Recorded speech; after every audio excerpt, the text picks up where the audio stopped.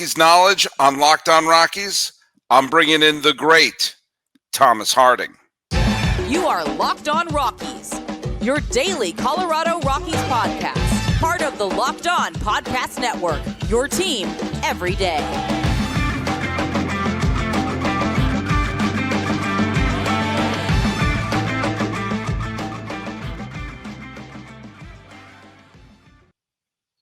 Hello, Rockies fans, and welcome to Locked On Rockies. This is the podcast we talk about the Colorado Rockies all season long. There is no off season here. I'm your guest host, Paul Francis Sullivan. Please call me Sully. I've had a lot of fun filling in this week as I'm an Emmy-nominated television producer who's been a baseball podcaster for well over a decade now, and I've been part of the Locked On Podcast Network for the last 5 seasons. Normally, I'm the host of Locked On MLB, and you can follow that at Locked On MLB Pods on Twitter and on Instagram. I'm your pal Sully, but Sully Baseball on Twitter, Sully Baseball Podcast on Instagram. Follow this show at LO Rockies on Twitter. Follow Paul Holden, your normal host at Paul Holden 33. And please subscribe to us on YouTube. Today we have a special treat. We have Thomas Harding, who is a wonderful writer for MLB.com, where he covers the Rockies and been doing so for years. He has forgotten more about the Rockies than any of us will ever know. And we had a wonderful conversation about the Rockies of the past, present, and future here on this episode of Locked On Rockies. I'm extraordinarily pleased to welcome to Locked On Rockies a man who was a guest on my Sully Baseball podcast many moons ago and is a must follow, not just if you're a Rockies fan, but as a baseball fan. It's Thomas Harding, who writes for the Rockies for MLB.com. Good to see you again. Good to see you again. It's great to be on with you. Yeah, I know. It's been a while, but yeah, it's a long while. I know. I think the Rockies were good in between the time that we last talked. Well, there's a time when people actually see me and call me and everything else. I mean, even when they're not good, the Rockies are always interesting. I'll say that about it. I think they've been. I've been a guest hosting a couple episodes this week.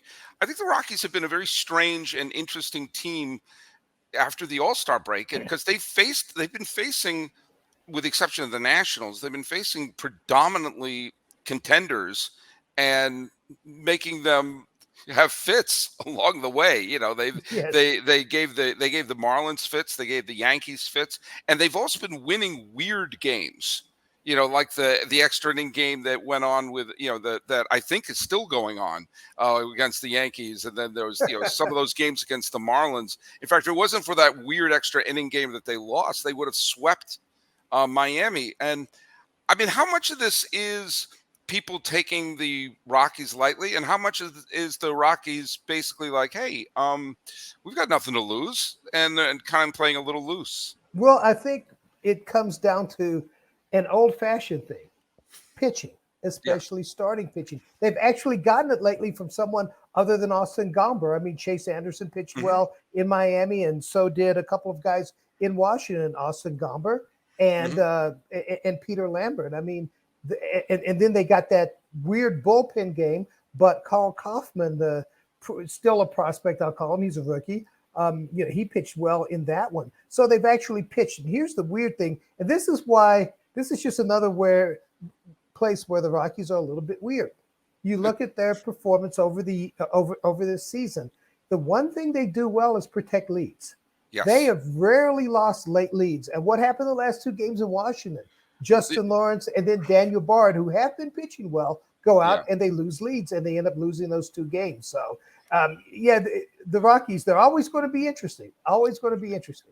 I think the game, not the one on Wednesday, the one that they dropped on Tuesday. I mean, I'm not a player. I want to dispel any rumors that I'm a player, but I honestly think the fact that rain delay hurt them. I think that their big hiccup in the middle of that game, and when they came back, I was stunned that they lost that, because I thought they were in control up until the home run by who the heck was he? Was it Candelario? Who hit the home run for them? Was it Meneses? Meneses, thank you, Joey Meneses. Yes. Yeah, he hit the Yes. home run for him. Forgive me. The Nationals, after they traded away Max Scherzer, they're kind of a little blob in my head if I'm not sure who's on that team anymore. Yeah, I'll tell you, in a couple of years, you may be sure, because it looks like they've done some good things with the deals. Yeah, that was the game that was just strange. This is the second straight year the Rockies have gone to Washington. Yeah. And had a rain delay when the rain didn't come. It was a rain anticipation delay, and the rain didn't show up. I hate those. If that game had gone normally, though, let's say even after that first rain delay with no rain, because there actually was rain later, I think that threw the game into a tizzy there. But it would have been the same game because they probably would have gone to Justin Lawrence, right, to try to get them to Daniel Bard in the ninth inning. Those two have been kind of switching off on it. So the question that I had, and I've had it and dismissed it, is the bullpen a little bit tired, especially the main guys, because they've had really 3 bullpen games in the last week and a half. And that's hard to do for this team because they don't do it much because of where they play at home. If right, you have a bullpen game, then the next day your starter is poor, you really have problems. So, but I'm not sure that was an excuse. It's just that their main guys had really bad days. Yeah. They got a good performance from Seabold, and they got a good performance from a couple other pitchers that I was not necessarily expecting from them, in that series against the Nats. And but you're right. The game that Kaufman, was that the game they had an opener? Yes. Okay. Jake Bird opened that game. Right. And then Kaufman pitched great for 4 innings, and then. Yes. And then they held on for dear life. Right. They held on. They ended up winning that game. It was a weird game because it was one of those 2023 quick well-pitched games. And then the last 3 innings or so, it seemed like there were like 13 runs scored. It got really weird. Weird, but the Rockies kept adding on. And that's the other thing about the Rockies lately is that they've hit a home run in 11 straight games. And for more than 2 years, this has been a team that's kind of known for home runs, and they haven't been hitting them, and that's been a mystery. But then all of a sudden, coming out of the All-Star break, people are hitting home runs for them. Yeah, and you mentioned the other day, Peter Lambert gave a very good performance. He didn't let up an earned run in 6 innings, and then Suter pitched well, so naturally Bard fell apart in the 9th. As you do. I think he walked.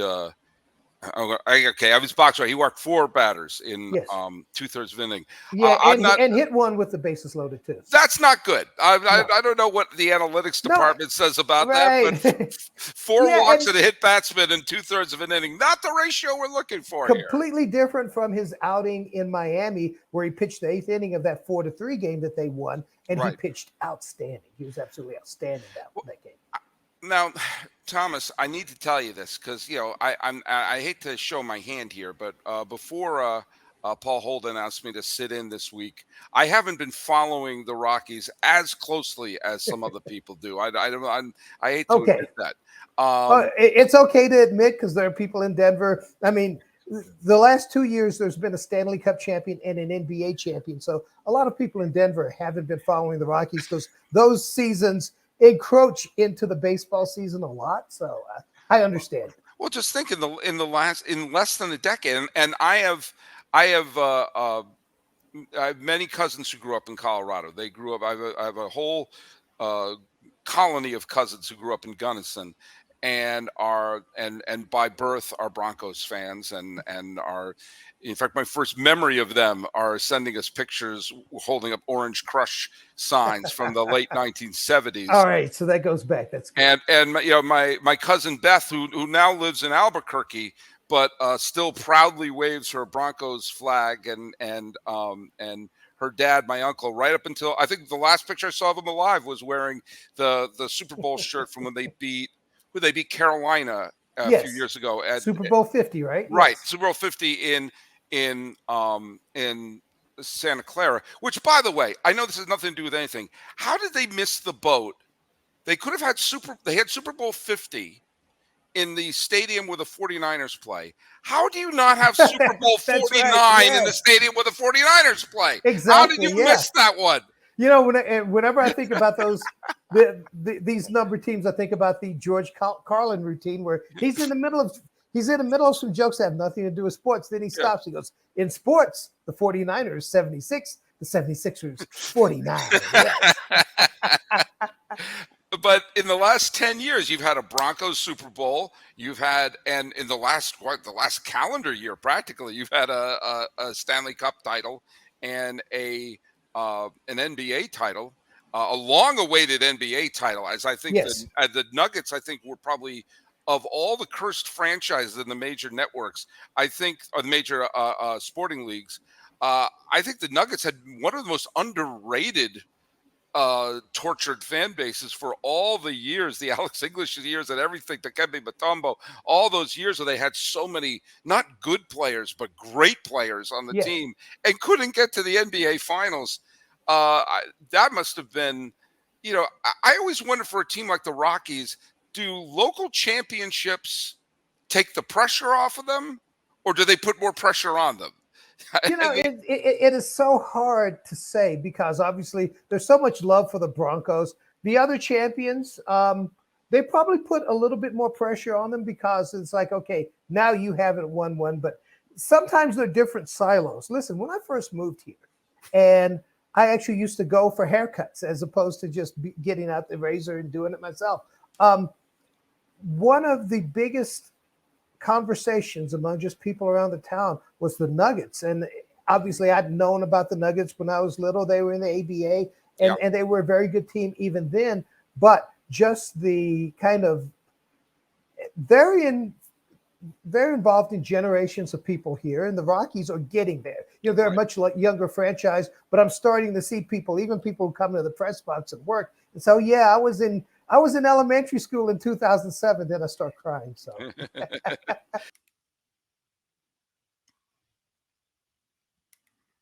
for a championship team, it's all about making sure every player is a perfect fit.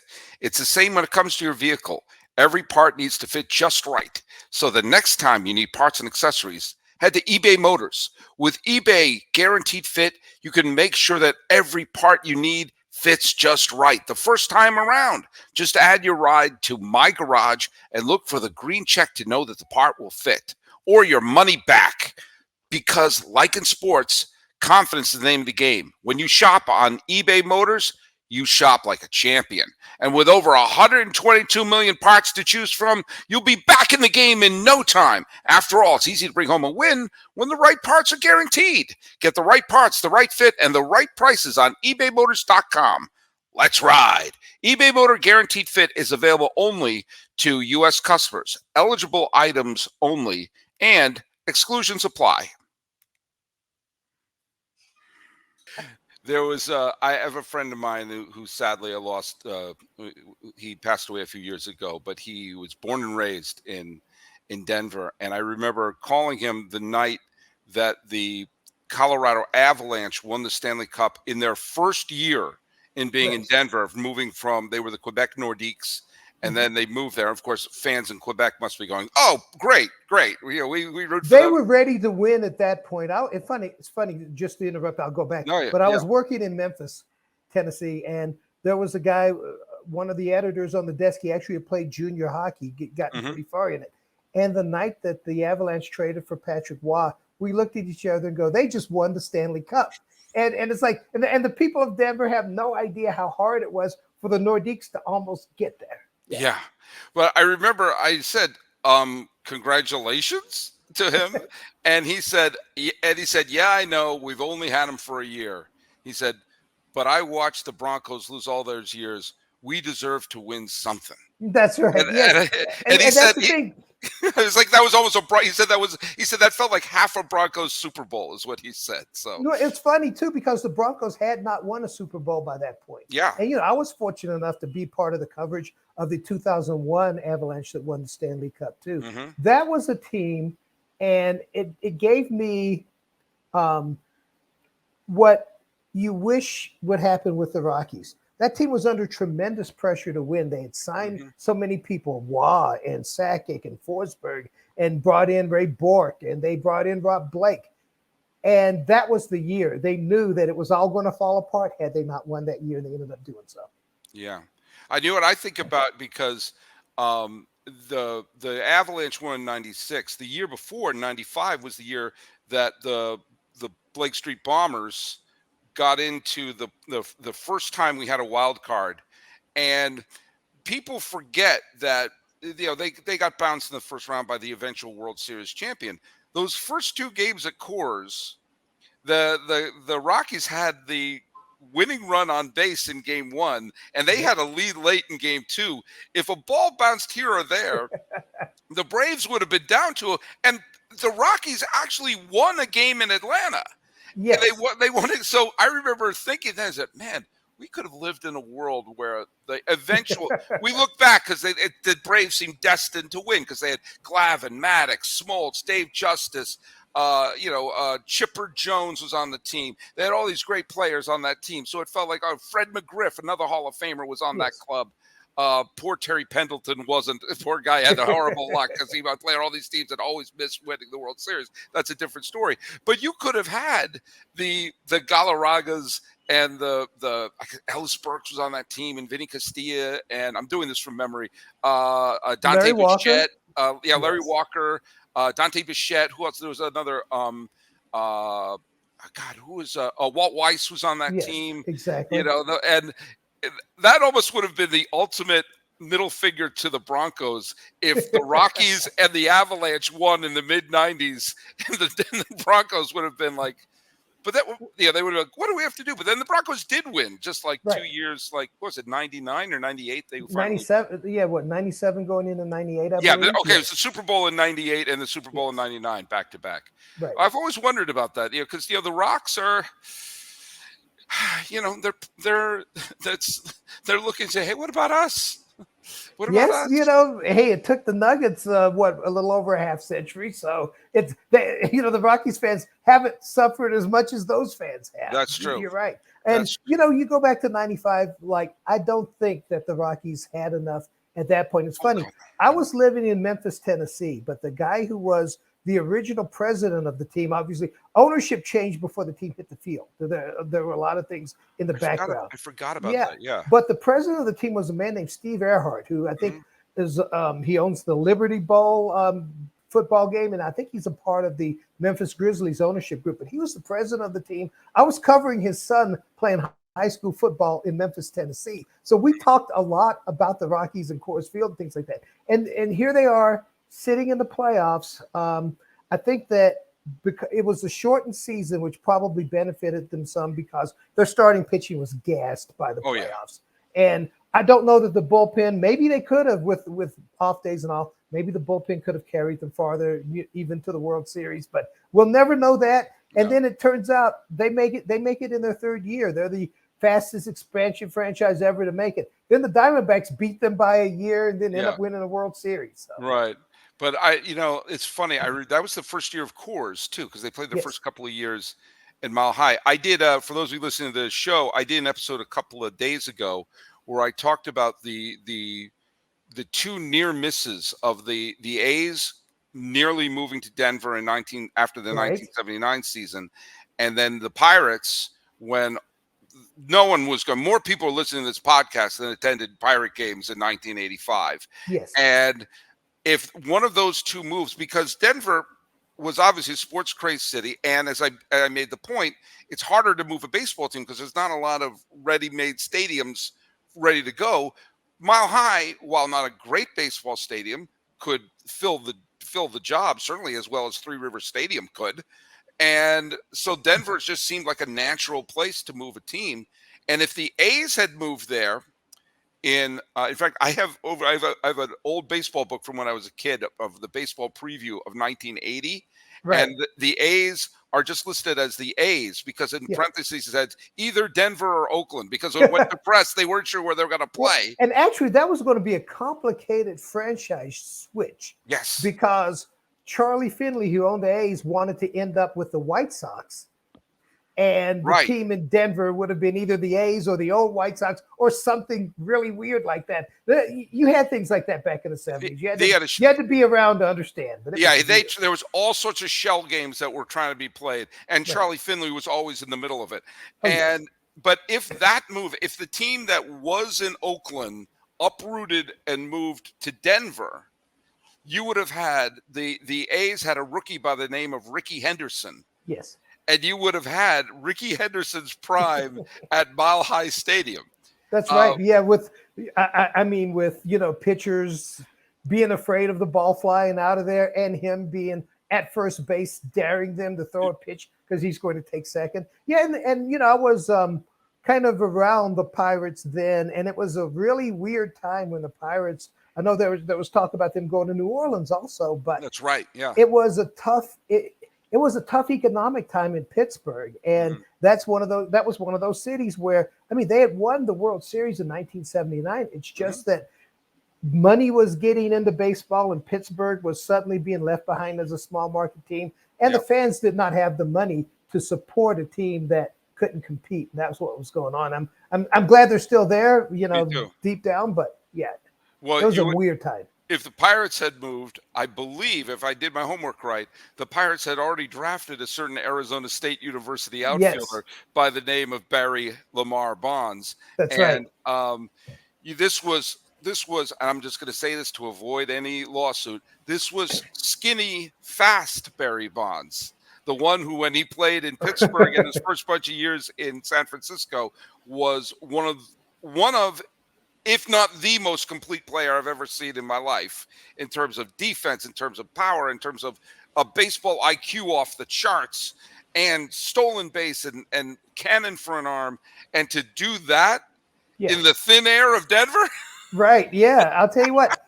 So if he would have stayed skinny his whole career. No, because the way the ball flies in Denver. Well, here's the thing. I will say this, and again, no accusations involved in this. Nope. But let's say skinny Barry Bonds and big muscular Barry Bonds. We'll call them two of the greatest players who ever lived. Oh yeah. And you put them together, and wow. Yeah. Oh yeah. Well, that's like a Transformer movie.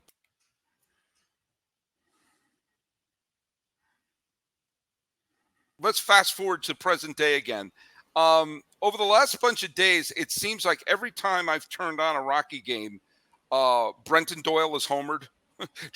Nolan Jones from all the games. I think he has 50 game-tying home runs this year, based upon the games that I've been watching. It's like every time they're in a pinch, Nolan Jones is coming up, and some of these young players, Tovar and.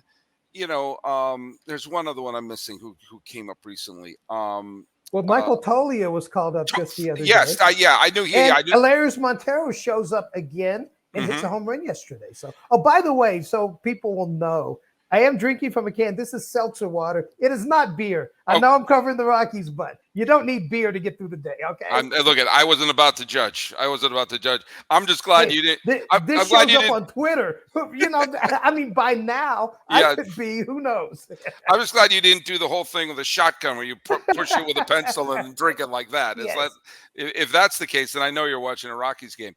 But we're dropping this episode on either the 27th or 28th of July. And like every baseball fan, I'm refreshing Twitter every second on the second to try to see who's been traded where, what, or elsewhere. The Rockies have already fired the first salvo by sending Pierce Johnson packing to Atlanta. And that didn't work out well in his first game against the Red Sox.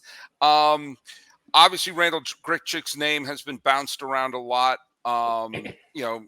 Chris Bryant and Charlie Blackmon are injured, so that's probably going to keep them from, being dealt anywhere. But probably Grichuk, probably Cron, and probably Daniel Bard are going to be on the trade block. Do you have any thoughts of where they may be going, or if any of them will, buy it against all odds, stick around for next year?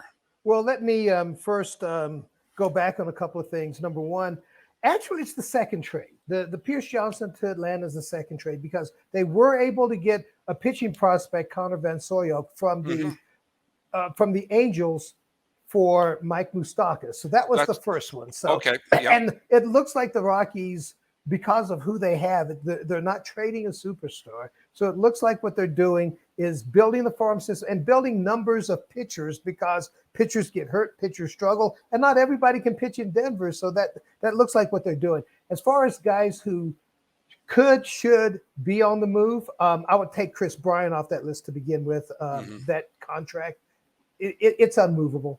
Yeah. But CJ Cron, you're right. The back struggles, I think, probably backed a couple of teams off. He'll have to, in the days between now and maybe when this runs, he'll have to get back there, prove he's healthy, because he's really hitting the ball well.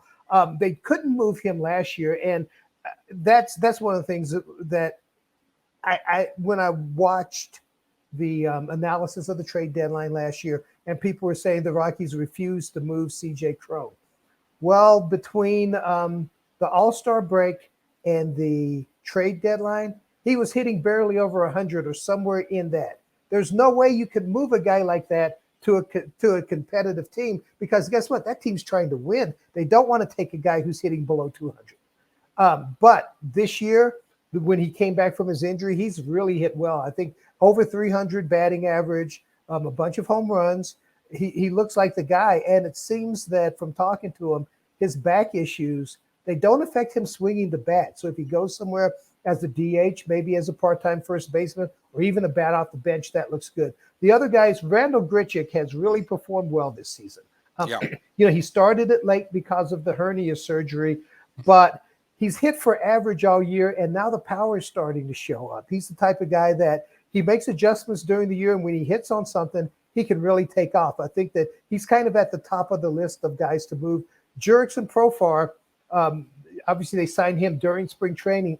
The numbers are still somewhere around 240, but from talking to people that have known him from the past, you look at the numbers and say, gee, why are we bringing this guy in? But you see him on a good team, and maybe he's hitting lower in the order, or maybe he's coming off the bench, or maybe he's hitting leadoff. He finds a way in a clutch situation to get on base. So those guys are assets. They're not at the top of everyone's list, so it'll be closer to the deadline. I think the others that could move are a couple of lefty relievers, Brad Hand and Brent Suter, who is throwing the ball as well as anybody. I don't think they'd move Bard in the first year of a 2-year contract. A couple of guys that would probably be lower on the list. Obviously, they're not going to move. They're not going to move Bryant. There'd be very few teams they could move Charlie Blackmon to, and he has the right of veto, being a 10-5 guy. There are some interesting characters there. People have talked about Elias Diaz, the all-star catcher, but it's a very economical contract. 3 years, $14.5 million. There are backups who are making about that on bigger market teams. I don't think the Rockies would move him now. They have young pitching. Maybe in the winter they could talk about that, but there is young pitching. No, I totally agree with you on it, especially when you're trying to develop young pitching and you have an all-star catcher there. I mean, I'm not turning him into Crash Davis, where his role is to move Nuke LaLoosh along. But in a way, you want to have that stable, player in at that point. Though before we go, I just want to say I think CJ Cron is interesting. He had a very good year last year. He's obviously struggled this year, but there are several contenders who just need a professional bat in the middle of their lineup. You look at the Yankees, you look at Cleveland, which are teams whose offense is just stagnant right now.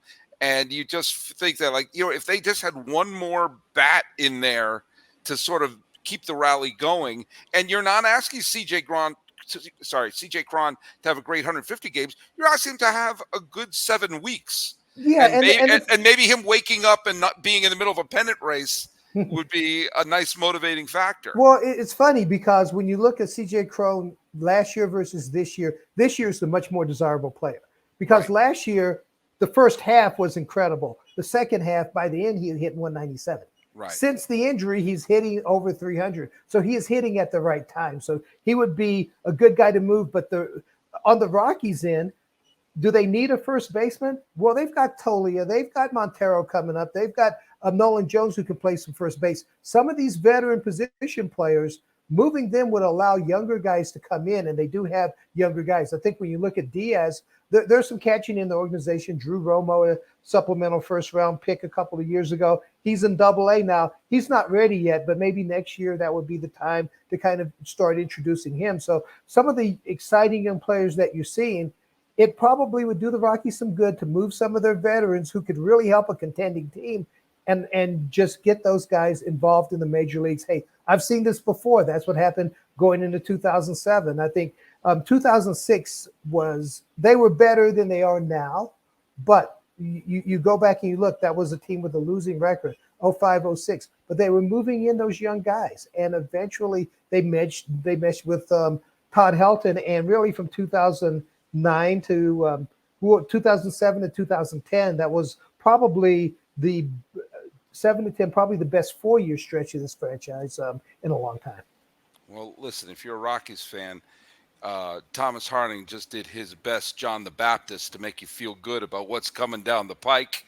And I hope that wasn't too sacrilegious. Well, but you notice what I didn't say, because you don't know about pitching. I've said this That's on true. so many shows, that the issue with the Rockies is when they're like, a lot of fans can look at a building program, like say you look at the Baltimore Orioles. Yeah. You could almost see this coming and say, maybe this is the year, maybe they're a year and a half ahead. With the Rockies, you never really see it coming. I will say that when Bud Black took this job, and also the people within the Rockies, they saw that they could put 3 or 4 rookies in the starting rotation and go to the playoffs. I didn't see that.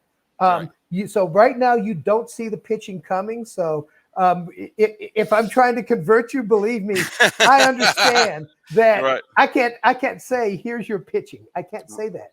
Well, that's why I think it's smart that they've been drafting lots of college pitching, because like the first 6 or 7 picks, 5 of their first 6 picks were all college pitchers. It's like, look, this is the only way we're going to get our own staff, is to bring up pitchers who've had some success in college and develop them to get ready for cores, because you're not going to sign a top free agent.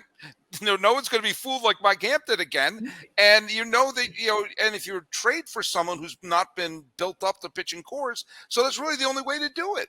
It is the main way. I mean, and they don't have the depth of prospect in the minor leagues, or maybe late in their arbitration years. Although the question will be, do they trade like a Brendan Rodgers? Although he's a big part of the team now. I would think long and hard. They don't have the trade, like, for instance, sending Corey Dickerson to Tampa Bay and getting German Marquez. They don't have that right now. So, yeah, I think it's 30 pitchers drafted and 6 traded for over the last 2 years. And I believe it's spring training, counting major and minor league camp, there were over 100 pitchers in there. They're hoping to find, 3 or 4 starters and maybe some guys to pitch out of the bullpen. So they're attacking the problem with numbers, let's say. Well, you're going to attack it with knowledge. That's Thomas Harding, who is a fantastic follow on Twitter, a tremendous writer. Check out his stuff all on MLB.com, and a good all-around man who knows his Rockies left and right from before they were the Rockies, evidently. Yeah, that's right. Yes, so I didn't even know I'd be here. Sully, thank you so much for having me, man. Oh, absolutely. For everyone else, it's been a real blast sitting in as a guest host and following your Rocks for this week. Paul Holden will be back starting next week, so make sure to follow this podcast at LO Rockies on Twitter. That's correct. Follow Paul at Paul Holden 33. I'm usually the host of Locked On MLB. I'm your pal Sully. I'm at Sully Baseball on Twitter, Sully Baseball Podcast on Instagram. Talking about the Rocks, past, present, and future with Thomas Harding. This has been Locked On Rockies for the either 27th or 28th of July. Depends on when you're listening. I am your guest host, Paul Francis Sullivan. Please call me Sully.